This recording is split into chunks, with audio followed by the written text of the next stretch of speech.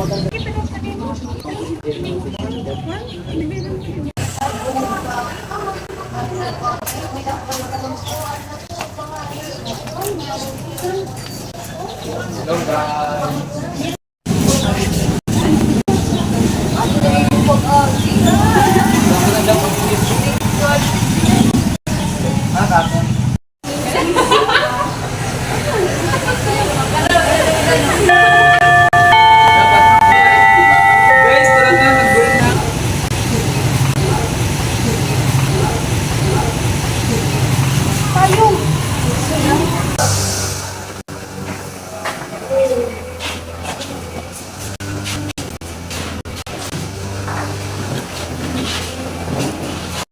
morning, class. Good morning. So before we start, let's have your attendance first. When you call your name, say present. Kaliao. Present. Gamale. Present. Yesa. Present. Kinlo. Guazon. Lipas. Okay. So, Thank you.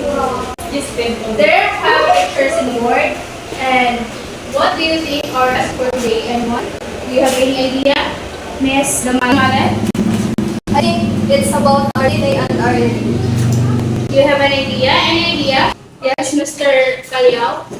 It's all about gene. Mr. Kaliao. Anyone? Any idea?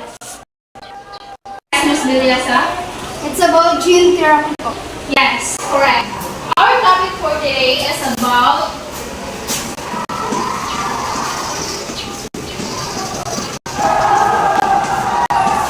read. Gene therapy.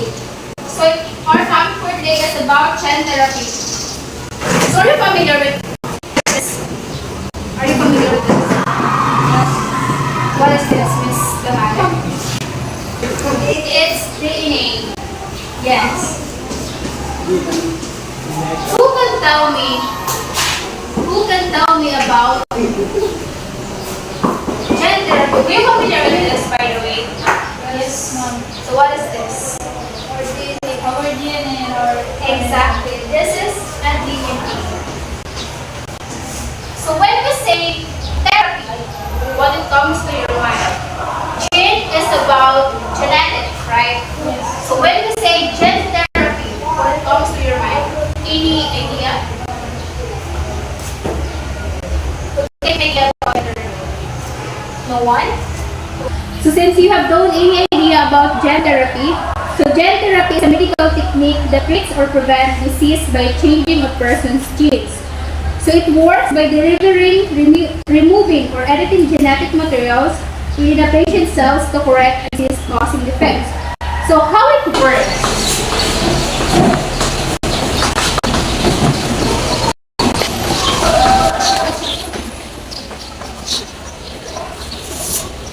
So first is collect the cells.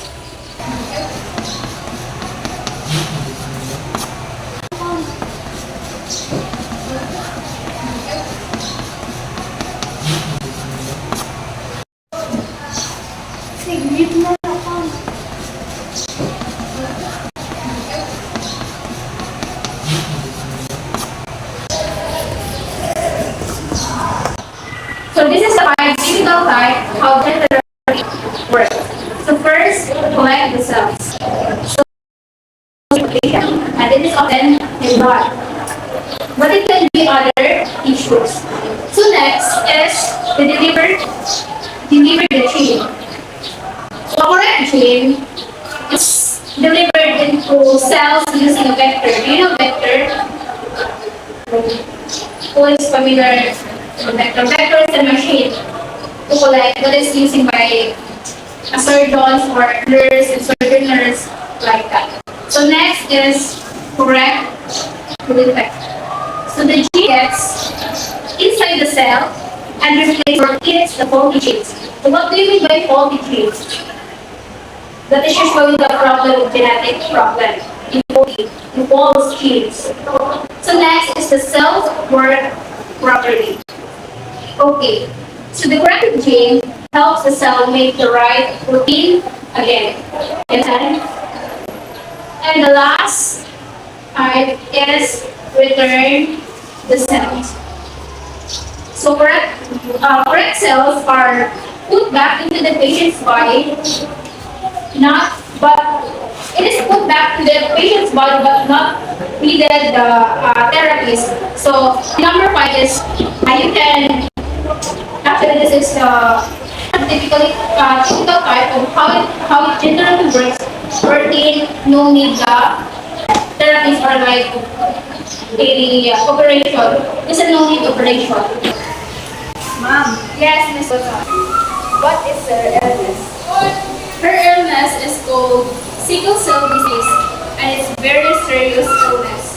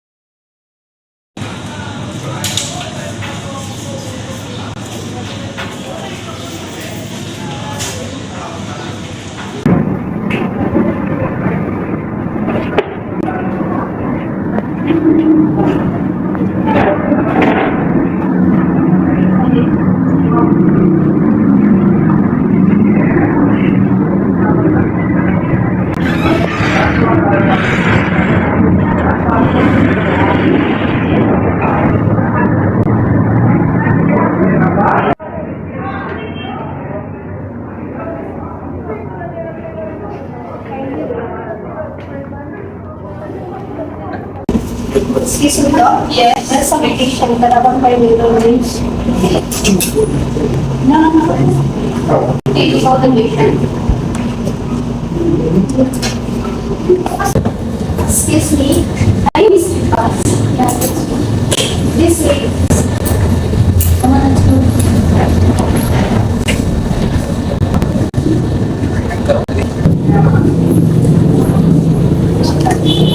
Morning, have a seat.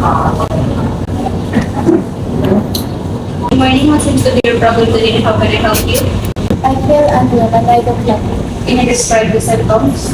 I feel pain in my chest, back, and mostly my legs and arms. Okay, Miss Dolesa has this folder to nurse station, and then can you get me a blood sample from Miss Divas? So, this one.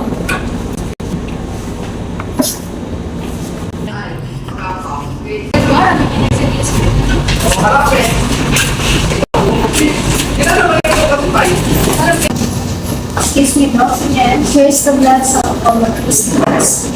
Okay, thank you. Please have a seat for a while, Miss Divas. So, as what I have observed in this blood sample, this is called disease SCD. Doctor, what is SCD?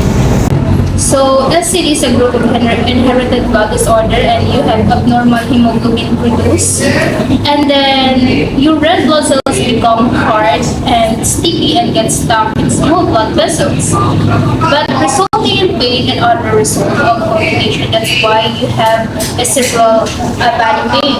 But according to your blood sample, we have a good news and bad news of this.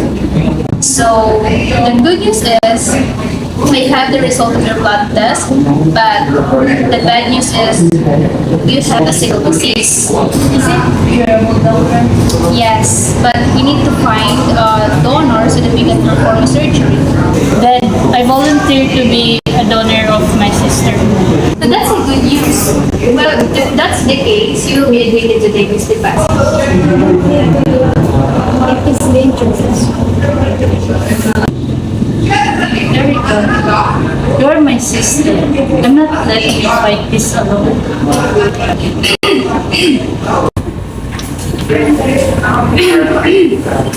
Excuse me. But before we get ahead of ourselves, I need to explain the medical reality. So, for sickle cell disease, Ms. Dimas, The curative surgery is bone marrow. Bone marrow transplant.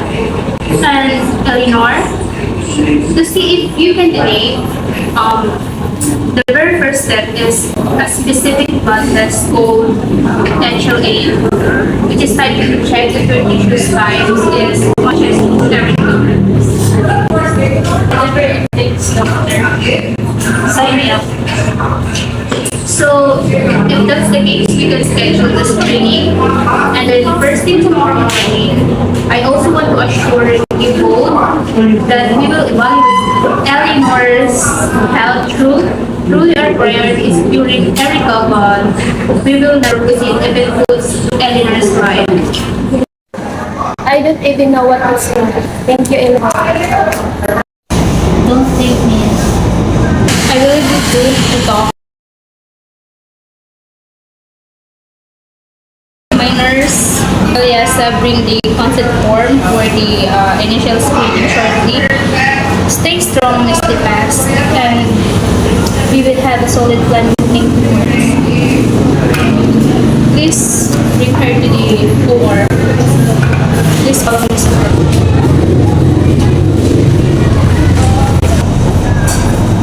Excuse me, nurse. Please look forward to Miss Divas. Thank you, nurse.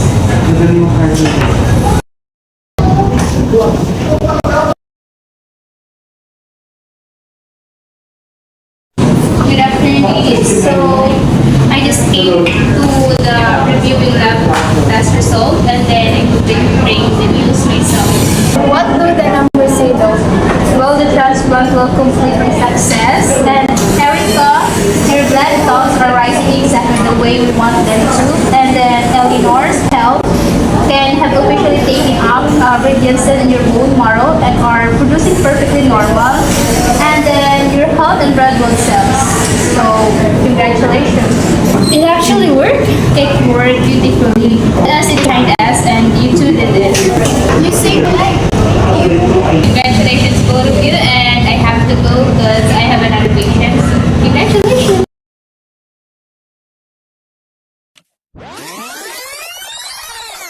So since we are all done about our topic, do you have any clarifications or any questions about gender reveal?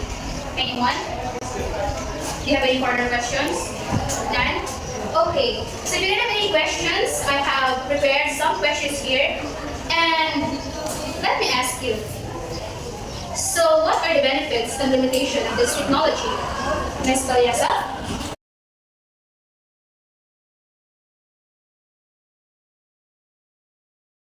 Kalyasa? Ms. Kalyasa? So the benefits is can treat root cause of disease, then may provide long-term and permanent treatment, and also improve quality of life for patients. And the limitation is very expensive and possible side effects of rest. Then not all diseases can be treated yet, and also ethical and safety concern still exist. Yes, you have a brilliant idea. So how might gene therapy change the future of healthcare, Ms. Coson? Gene therapy will make healthcare more advanced by providing personal treatments, and it may reduce the need for lifelong medication and improve patient survival rates. Very good, Ms. Coson. So, what ethical issues arise, Ms. Bakot? Some ethical issues may include unequal access due to high cost and also the concerned safety and misuse of the technology. Very good, Ms. Bakot. Also, since you mentioned about the access, so how should have access to gene therapy and how should it be regulated, Ms. Kamal? So, gene therapy should be available for those patients who have serious genetic disease, and also government and health organizations should regulate it carefully to ensure safety and fairness. Very good, Ms. Tamales. So, again, since you mentioned about the disease and condition, what disease or conditions can gene therapy potentially treat, Mr. Tina? Gene therapy can potentially treat inherited disorders, cancers, and some viral disease. So, can you give me an example? For me, hemophilia. Very good. So, the last special question is for Mr. Tito. Please stand up, Mr. Tito. So your question is, should gene editing in humans be allowed? Yes. In under what condition? Gene editing should be allowed only for treating serious illness or diseases, and it should be approved, and it should be not used for changing intelligence or appearance. Very good. So okay, since it's already time, thank you and goodbye class, and see you around.